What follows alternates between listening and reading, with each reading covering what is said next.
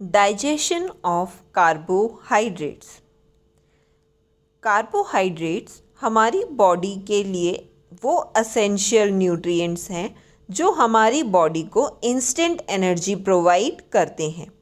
Carbohydrates को break करके glucose बनाया जाता है, जिसको बाद में माइटोकॉन्ड्रिया में ब्रेक डाउन करके एटीपी यानी कि एडिनोसिन ट्राइफॉस्फेट, ये एनर्जी रिच कंपाउंड है जो हमारी बॉडी को एनर्जी प्रोवाइड करता है ताकि हम अपने डे टू डे के रूटीन वर्क्स को कंप्लीट कर सकें, इतनी एनर्जी हमारी बॉडी में बनी रहे। आज हम जानेंगे कि कैसे इन कार्बोहाइड्रेट्स को डाइजेस्ट किया जाता है। हमारी बॉडी में कार्बोहाइड्रेट्स की डाइजेशन शुरू होती है सबसे पहले पार्ट से, जिसे कहा जाता है बक्कल कैविटी। बक्कल कैविटी, जब आप अपना माउथ ओपन करते हैं तो जो पूरी कैविटी आपको दिखाई देती है, जिसमें आपके टीथ्स हैं, टंग है, आपके सलेवरी ग्लैंड्स हैं, इस पूरी कैविटी को हम बक्कल कैविटी कह देते हैं। हमारी बक्कल कैविटी में सलेवरी ग्लैंड्स प्रेजेंट होते हैं जो एक केमिकल सब्सटेंस बनाते हैं जिसे हम कहते हैं सलाइवा। ये जो सलाइवा बनता है, इस सलाइवा में 95% वाटर होता है और 5% एंजाइम प्रेजेंट होता है, जिस एंजाइम को हम कहते हैं सलेवरी अमाइलेज। ये जो एंजाइम है, ये कार्बोहाइड्रेट्स के एक बड़े अमाउंट को माल्टोस एंड आइसोमाल्टोस में कन्वर्ट कर देता है एट pH 6.5। हमारी टंग जो है वो फूड में इस सलेवरी अमाइलेज को मिक्स करने में हेल्प करती है और फिर सलेवरी अमाइलेज कार्बोहाइड्रेट्स को माल्टोस और आइसोमाल्टोस में ब्रेक कर देता है। अब फूड आगे मूव करेगा, मूव करके फूड ईसोफेगस से होते हुए स्टमक में जाता है। बच्चों, स्टमक में कार्बोहाइड्रेट्स कभी भी डाइजेस्ट नहीं होते। स्टमक से वो नेक्स्ट पार्ट में मूव करेंगे जिसे हम कहते हैं स्मॉल इंटेस्टाइन। कार्बोहाइड्रेट्स जो होते हैं वो डिफरेंट टाइप की शुगर से मिलकर बने होते हैं, जिसमें से कुछ कॉमन शुगर हैं फ्रक्टोज, सुक्रोज, माल्टोज, आइसोमाल्टोज, लैक्टोज। इन सभी शुगर्स को डाइजेस्ट करने के लिए पेनक्रियास जो है वो पेनक्रियाटिक जूसेस रिलीज़ करता है, जिसमें अलग अलग टाइप के जो एंजाइम्स हैं वो प्रेजेंट होते हैं।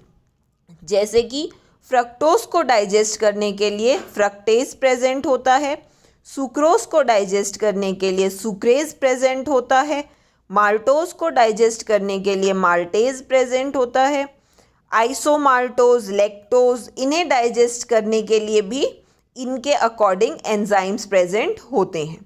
यहाँ पर सबसे इम्पॉर्टेंट चीज़ जो है वो ये है कि जब कार्बोहाइड्रेट्स की डाइजेशन कंप्लीट हो जाती है तो एंड में एक कॉमन प्रोडक्ट बनता है जिसे हम कहते हैं ग्लूकोज।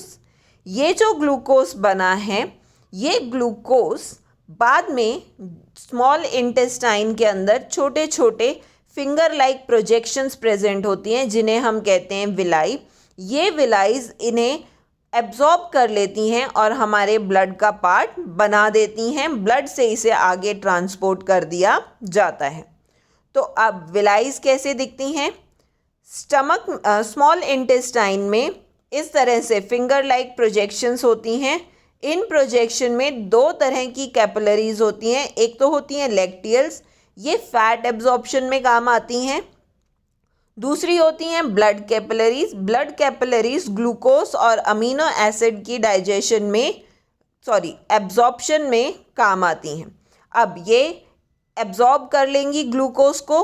ग्लूकोज को एब्जॉर्ब करने के बाद ग्लूकोज को हमारा ब्लड दो जगह ट्रांसपोर्ट करता है। जब ब्लड इसे ट्रांसपोर्ट कर रहा है तो ब्लड पहले ट्रांसपोर्ट करेगा ग्लूकोज को इनटू द सेल्स में साइटोप्लाज्म से होते हुए ये ग्लूकोज माइटोकॉन्ड्रिया तक जाएगी और ग्लूकोज को हमारे सेल के अंदर ऑक्सीजन की प्रेजेंस में एरोबिक रेस्पिरेशन होगा और ग्लूकोज को ब्रेक डाउन कर दिया जाएगा एटीपी एंड कार्बन डाइऑक्साइड में।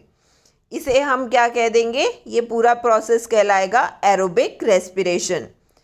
बाकी जो बच गई ग्लूकोज है उस ग्लूकोज को लिवर में स्टोर कर दिया जाता है in the form of glycogen.